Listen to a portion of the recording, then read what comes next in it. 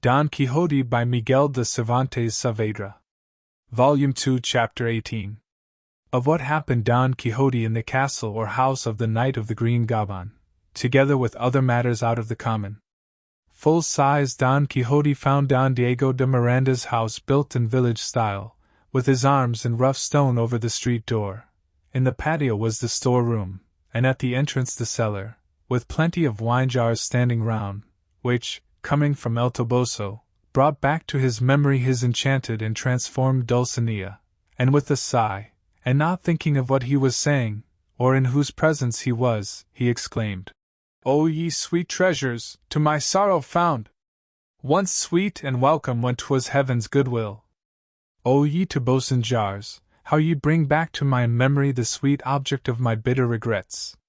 Full-size the student poet, Don Diego's son, who had come out with his mother to receive him, heard this exclamation, and both mother and son were filled with amazement at the extraordinary figure he presented.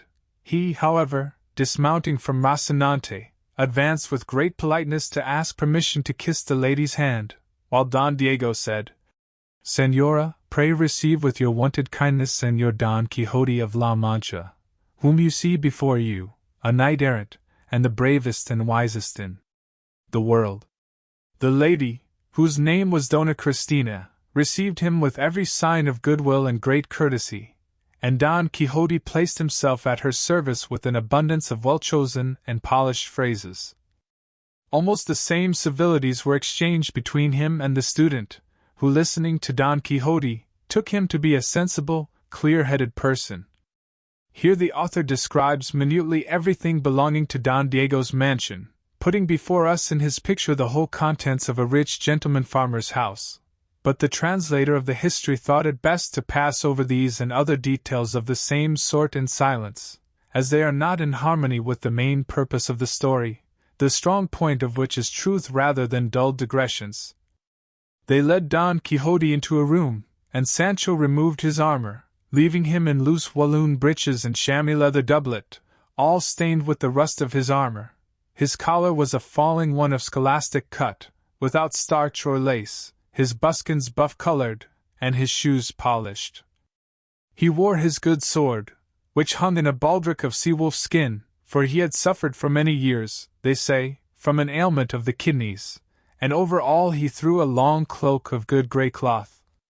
But first of all, with 5 or 6 buckets of water, for as regard the number of buckets there is some dispute, he washed his head and face, and still the water remained whey-colored, thanks to Sancho's greediness and purchase of those unlucky curds that turned his master so white. Thus arrayed, and with an easy, sprightly, and gallant air, Don Quixote passed out into another room, where the student was waiting to entertain him while the table was being laid, for on the arrival of so distinguished a guest, Dona Cristina was anxious to show that she knew how and was able to give a becoming reception to those who came to her house.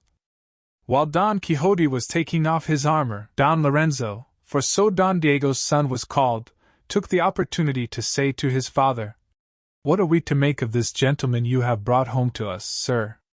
For his name, his appearance, and your describing him as a knight-errant have completely puzzled my mother and me." "I don't know what to say, my son," replied Don Diego. "All I can tell thee is that I have seen him act the acts of the greatest man in the world, and heard him make observations so sensible that they efface and undo all he does. Do thou talk to him and feel the pulse of his wits, and as thou art shrewd, form the most reasonable conclusion thou canst as to his wisdom or folly. Though, to tell the truth, I am more inclined to take him to be mad than sane." With this Don Lorenzo went away to entertain Don Quixote as has been said, and in the course of the conversation that passed between them Don Quixote said to Don Lorenzo, "Your father, Señor Don Diego de Miranda, has told me of the rare abilities and subtle intellect you possess, and above all, that you are a great poet." "A poet it may be," replied Don Lorenzo, "but a great one by no means.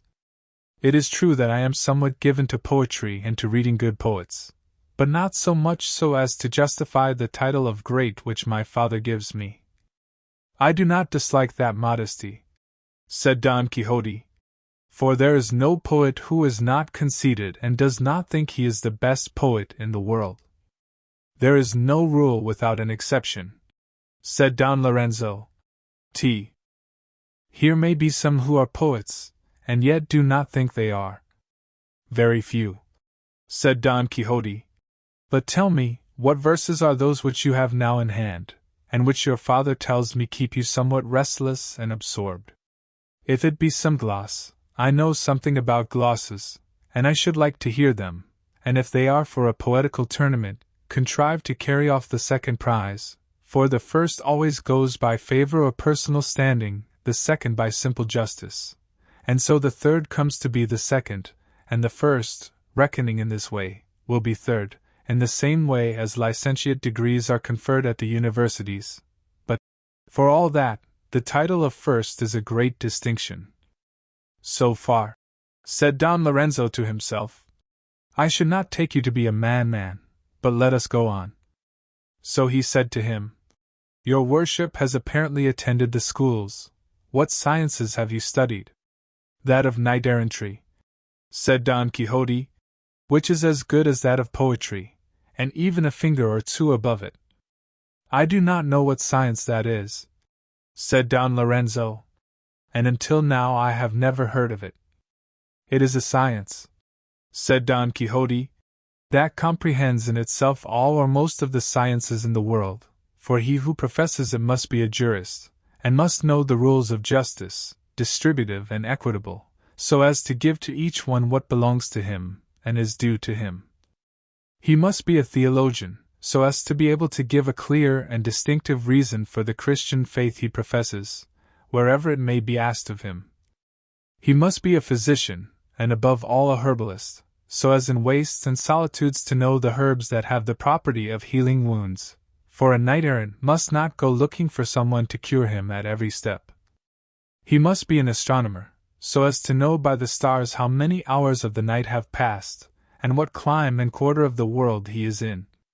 He must know mathematics, for at every turn some occasion for them will present itself to him, and putting it aside that he must be adorned with all the virtues, cardinal and theological, to come down to minor particulars, he must, I say, be able to swim as well as Nicholas or Nicolau the fish could, as the story goes. He must know how to shoe a horse, and repair his saddle and bridle, and to return to higher matters. He must be faithful to God and to his lady. He must be pure in thought, decorous in words, generous in works, valiant in deeds, patient in suffering, compassionate towards the needy, and lastly, an upholder of the truth though its defense should cost him his life. Of all these qualities, great and small, is a true knight-errant made up. Judge then, Señor Don Lorenzo, whether it be a contemptible science which the knight who studies and professes it has to learn, and whether it may not compare with the very loftiest that are taught in the schools. If that be so, replied Don Lorenzo, this science, I protest, surpasses all. How, if that be so? Said Don Quixote. What I mean to say, said Don Lorenzo, is that I doubt whether there are now, or ever were, any knights-errant, and adorned with such virtues. Many a time, replied Don Quixote, have I said what I now say once more, that the majority of the world are of opinion that there never were any knights-errant in it, and as it is my opinion that, unless heaven by some miracle brings home to them the truth that there were and are, all the pains one takes will be in vain, as experience has often proved to me, I will not now stop to disabuse you of the error you share with the multitude. All I shall do is to pray to heaven to deliver you from it, and show you how beneficial and necessary knights-errant were in days of yore, and how useful they would be in these days were they but in vogue. But now, for the sins of the people, sloth and indolence, gluttony and luxury are triumphant. Our guest has broken out on our hands, said Don Lorenzo to himself at this point. But, for all that, he is a glorious man, and I should be a dull blockhead to doubt it. Here, being summoned to dinner, they brought their colloquy to a close. Don Diego asked his son what he had been able to make out as to the wits of their guest. To which he replied, all the doctors and clever scribes in the world will not make sense of the scrawl of his madness. He is a man full of streaks, full of lucid intervals.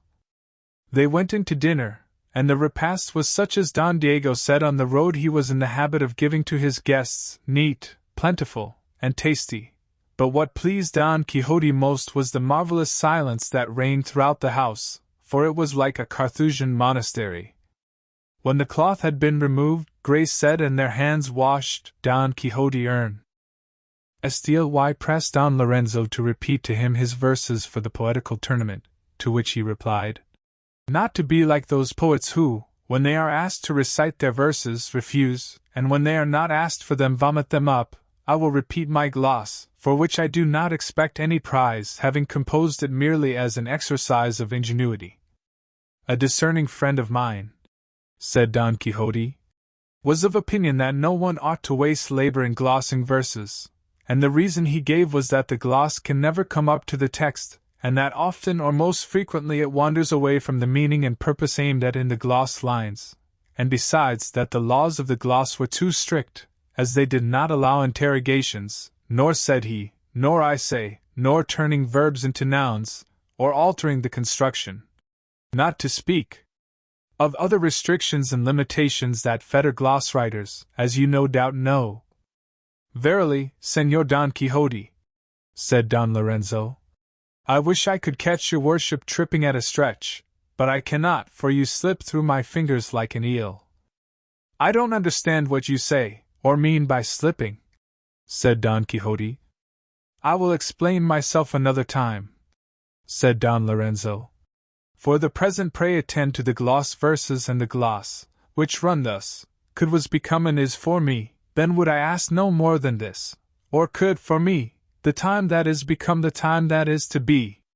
Gloss Dame Fortune once upon a day to me was bountiful and kind, but all things change, she changed her mind, and what she gave she took away. O Fortune, long I've sued to thee, the gifts thou gavest me restore, for, trust me, I would ask no more, could was become and is for me. No other prize I seek to gain, no triumph, glory, or success, only the long-lost happiness, the memory whereof is pain. One taste, methinks, of bygone bliss the heart-consuming fire might stay, and so it come without delay, then would I ask no more than this. I ask what cannot be, alas! That time should ever be, and then come back to us, and be again, no power on earth can bring to pass, for fleet of foot is he, I wis, and idly, therefore, do we pray that what for I hath left us may become for us the time that is. Perplexed, uncertain, to remain twixt hope and fear, is death, not life. 'Twere better, sure, to end the strife, and dying, seek release from pain. And yet thought were the best for me. Anon the thought aside I fling, and to the present fondly cling, and dread the time that is to be." When Don Lorenzo had finished reciting his gloss, Don Quixote stood up, and in a loud voice, almost a shout, exclaimed as he grasped Don Lorenzo's right hand in his, "By the highest heavens, noble youth, but you are the best poet on earth, and deserve to be crowned with laurel, not by Cyprus or by Gaeta as a certain poet, God forgive him, said, but by the academies of Athens, if they still flourished, and by those that flourish now, Paris, Bologna, Salamanca. Heaven grant that the judges who rob you of the first prize that Phoebus may pierce them with his arrows, and the muses never cross the thresholds of their doors. Repeat me some of your long measure verses, Senor, if you will be so good, for I want thoroughly to feel the pulse of your rare genius." Is there any need to say that Don Lorenzo enjoyed hearing himself praised by Don Quixote, albeit he looked upon him as a madman? Power of flattery, how far-reaching art thou, and how wide are the bounds of thy pleasant jurisdiction! Don Lorenzo gave a proof of it, for he complied with Don Quixote's request and entreaty, and repeated to him this sonnet on the fable or story of Pyramus and Thisbe. Sonnet: The lovely maid, she pierces now the wall, heart pierced by her young Pyramus doth lie, and love spreads wing from Cyprus out to fly, a chink to view so wondrous great and small.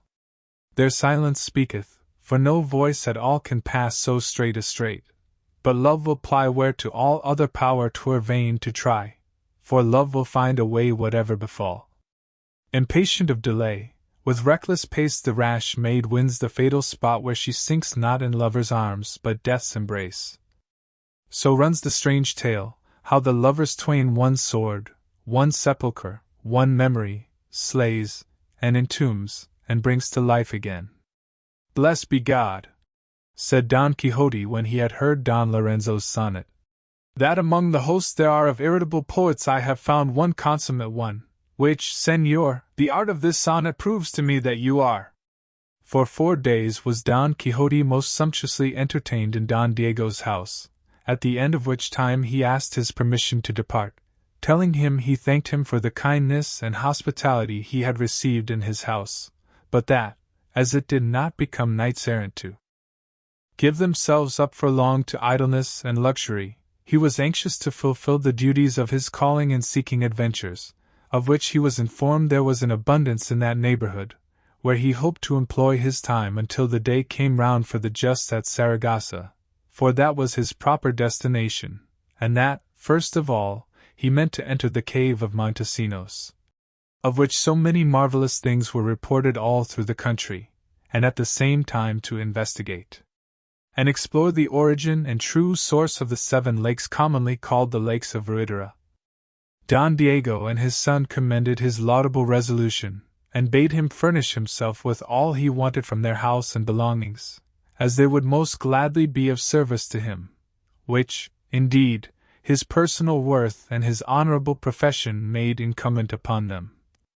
The day of his departure came at length, as welcome to Don Quixote as it was sad and sorrowful to Sancho Panza, who was very well satisfied with the abundance of Don Diego's house, and objected to return to the starvation of the woods and wilds and the short commons of his ill-stocked alforjes. These, however, he filled and packed with what he considered needful. On taking leave, Don Quixote said to Don Lorenzo, I know not whether I have told you already, but if I have I tell you once more, that if you wish to spare yourself fatigue and toil in reaching the inaccessible summit of the Temple of Fame, you have nothing to do but to turn aside out of the somewhat narrow path of poetry and take the still narrower one of knight-errantry, wide enough, however, to make you an emperor in the twinkling of an eye. In this speech Don Quixote wound up the evidence of his madness, but still better in what he added when he said, God knows, I would gladly take Don Lorenzo with me to teach him how to spare the humble, and trample the proud underfoot, virtues that are part and parcel of the profession I belong to.